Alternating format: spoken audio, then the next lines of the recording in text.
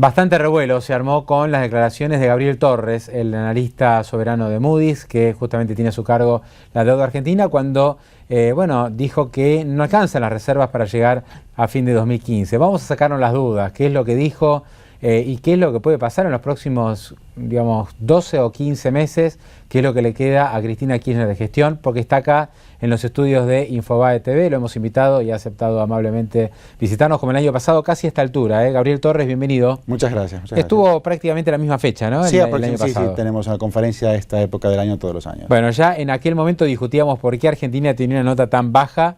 Hay que decir que, de acuerdo a lo que fue aconteciendo, algo de razón tenían, ¿no? Porque... Bueno, lo que veníamos resaltando durante mucho tiempo era Argentina tiene números buenos comparado a otros países que tienen calificación baja, pero las instituciones son malas.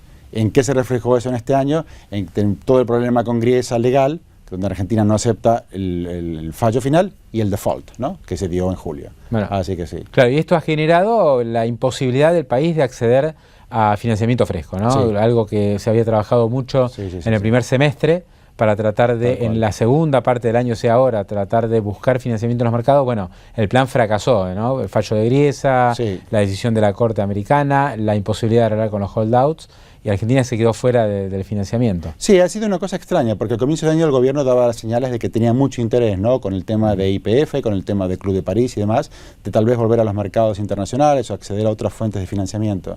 Y la forma que reaccionó frente a lo de Griesa ha sido fuerte, no solamente porque llevó default, sino que más recientemente porque ahora cambió el trustee de Bank of New York, lo pasó a Nación Fideicomisos, con lo cual aumenta el ruido legal mucho más, y por el momento no vemos ninguna posibilidad de emisión en el exterior, ¿no? Bueno, hay discusiones respecto a si Argentina está o no está en default. Uno lo escucha a la presidenta o al ministro de Economía y dicen que no hay default porque Argentina cumple, deposita y cumple con su obligación. Claro. El incumplimiento en todo caso es del trustee, ¿no? del fideicomiso del Bank of New York, que se niega a transferir el dinero. ¿Ustedes qué criterio tienen en ese sentido? Bueno, el documento es muy claro. Si vos ves los documentos de los bonos, dice la obligación de Argentina, más allá de todo lo que dice, no se extingue hasta tanto el bonista no reciba su dinero.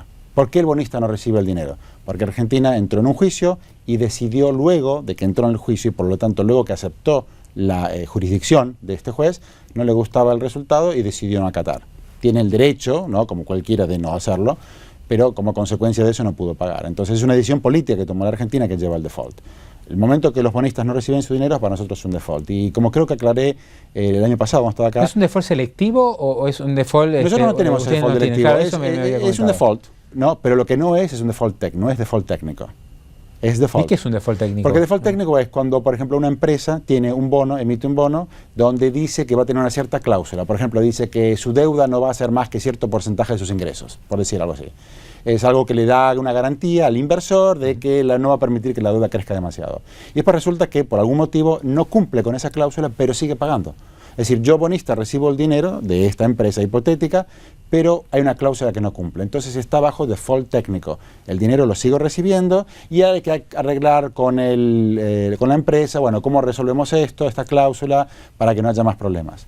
En el caso de Argentina no es así, no fue algo técnico, fue que el dinero no les llegó a los bonistas. Claro, pero hay bonistas que cobran y otros que no cobran, ¿no? Por eso algunos aplican esto de default. Creo que Standard & Poor's tiene nosotros no tenemos eso dentro de nuestra nomenclatura. Hoy estamos calificados con la D de default. Nosotros lo que tenemos es una escala de 21 escalones que no tiene default como una de las opciones. Lo que hacemos cuando un país entra en default es dos cosas. Uno, lo anunciamos en un comunicado de prensa, como hicimos en julio, y luego lo que hacemos es ubicamos en la parte baja de la calificación de acuerdo a la expectativa de pérdidas. Entonces, este default de Argentina es un default, pero es muy diferente del default de 2001. El default de 2001, 2002, fue un default donde la Argentina dijo, no pago más y no sé cuándo voy a volver a pagar. La pérdida última fue muy alta. Sí. En este caso estamos calculando que va a ser por el momento menos del 20%, si es que llega a eso. Entonces, dado que no es tanto, no ha habido necesidad de bajar. Para que nosotros sigamos bajando dentro de la escala, las pérdidas esperadas deberían ser mayores. Sí, el default de 2001 generó dos pérdidas. Primero, la quita. Y después el plazo, ¿no? Porque hubo que esperar como 5 años para empezar a cobrar, que también tiene un costo. Por supuesto, por supuesto. En este caso, ¿ustedes creen que se va a ir a una reestructuración? Es decir, que la parte, por ejemplo, la deuda de Nueva York no se está pagando. Ya el bono discount no se paga, está en default. El bono par se incumplió el 30 de septiembre, tiene un mes de gracia. ¿Eso ustedes creen que puede llegar a ir a una reestructuración? Supongo que depende un poco de cómo deciden actuar los bonistas, ¿no? Sí deciden esperar. Al fin y al cabo, la gran diferencia acá es que el gobierno sigue depositando el dinero, ¿no? Como el gobierno dice correctamente. Sí. Entonces, al depositar el dinero, desde la perspectiva de un bonista dice, bueno, mi dinero está ahí, está en el Bank of New York, está en Nación Fideicomisos, no es que el gobierno no lo tiene. Espero un poco más y tal vez lo reciba a mitad del año que viene o en el 2016. Es posible que los bonistas decidan para qué patear el tablero y agregar más dolor de cabeza legal y aguantemos. Y ya a más tardar, el 2016, habrá un nuevo gobierno que lo resuelva y yo reciba mi dinero, ¿no?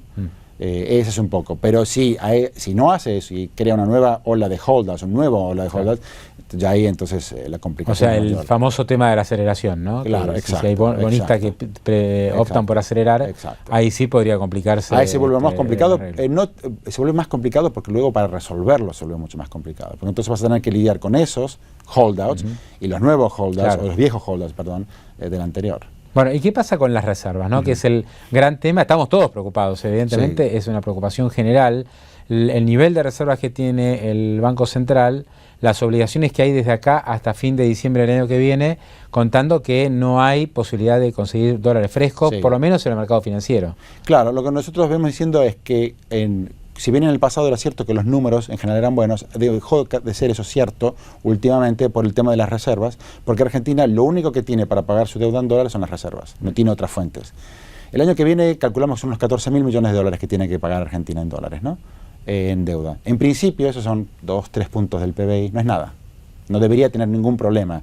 Como punto de referencia, en Europa los países que entraron en problema tenían necesidades de financiamiento de 20 y 30 puntos del PIB. Eso era un problema. 2-3 no debería hacerlo, pero si tienes cero acceso a los mercados, lo único que te queda son las reservas. Bueno, sí te habrá alguna ayuda bilateral o multilateral, pero no hay tanto ahí. Entonces, si partís de una base de 27-28 ahora y le quitas 14 solamente del año que viene, tenés que esperar que se llene de vuelta con dólares comerciales. Si la soja cae, la situación se vuelve muy complicada. Entonces ahora digamos, se ve como muy ajustado, como que no sé si llega a la Argentina con eso. Con lo cual, si realmente no hay suficientes dólares comerciales, la expectativa sería que el gobierno decida actuar y obtenga algún dólar financiero.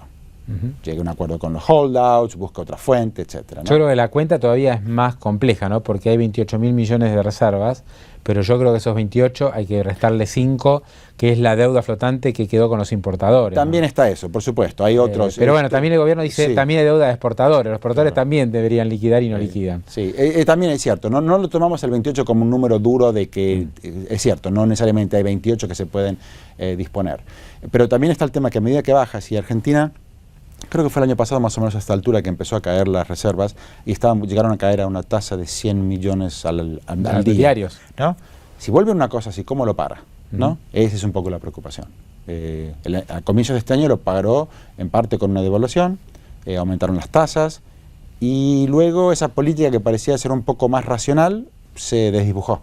Entonces ahora no sé qué es lo que haría a futuro. Sí, y esto podría llevar al gobierno a arreglar con los holdouts, es decir, si siguen cayendo las reservas, se complica el tema cambiario, esto podría impulsar el acuerdo. Creo es algo que sí. Hay una expectativa. ¿No? Habría una presión, claramente, ¿no? Porque si no, ¿cuál es la alternativa? Hacer default de verdad en el sentido de no tener dinero siquiera para pagarlo, ¿no? Ahí está el bono el Boden 15, que hay que pagar que es a julio-agosto.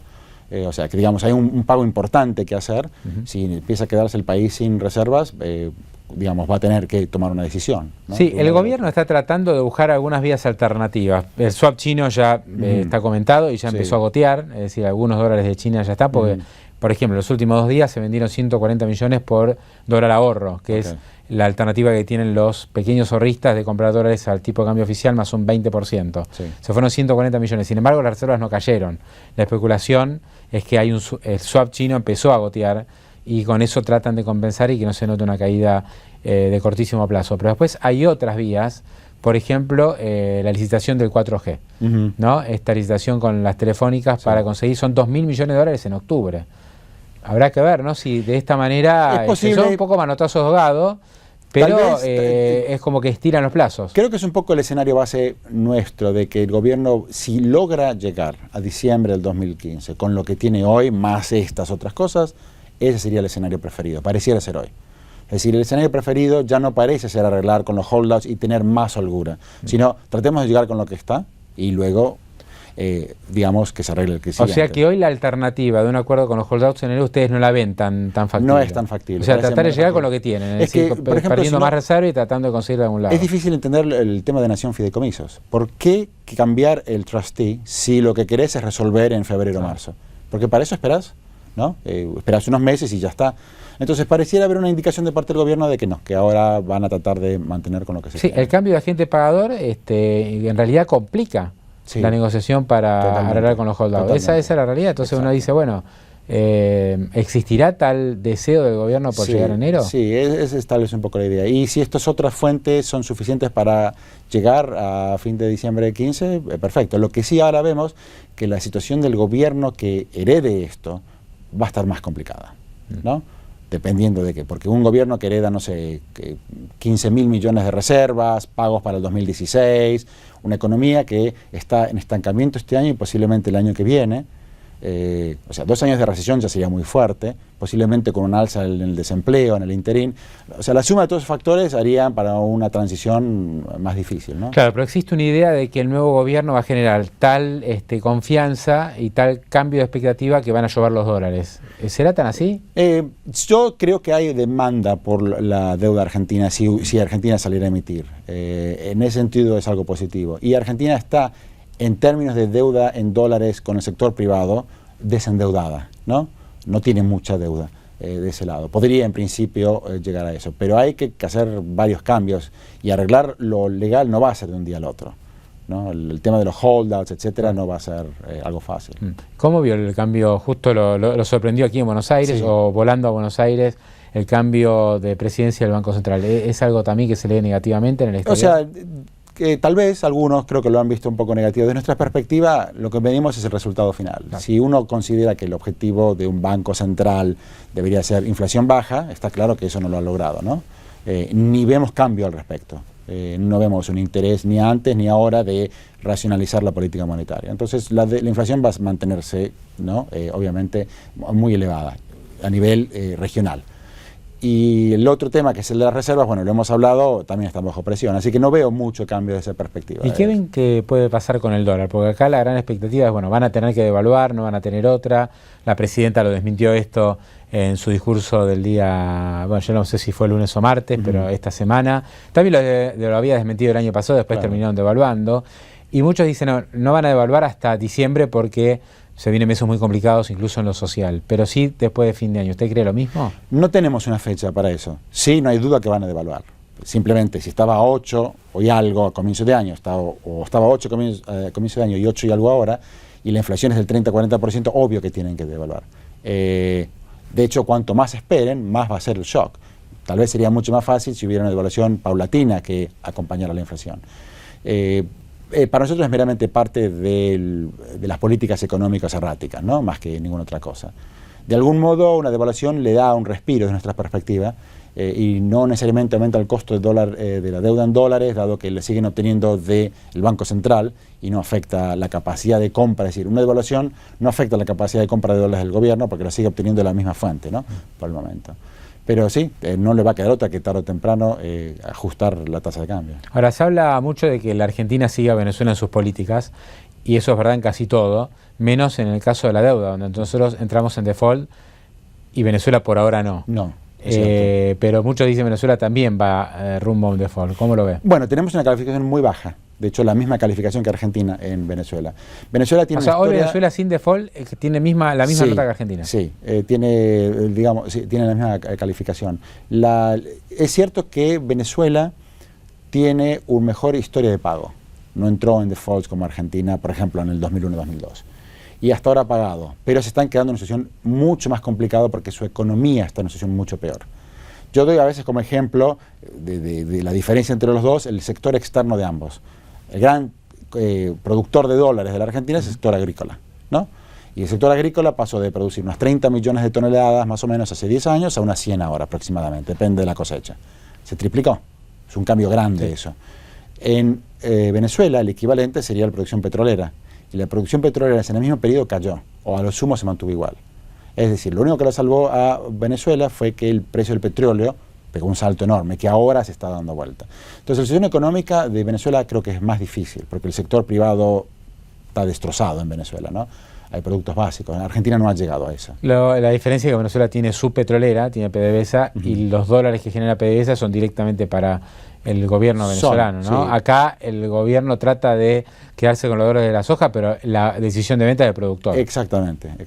Sí, esa es una diferencia. No tiene el mismo control. ¿Usted piensa que Venezuela tiene riesgos altos de Tienen riesgos altísimos, sí, porque han continuado acumulando dólares y el problema es que, claro, tienen una sola fuente, ¿no? Es petróleo.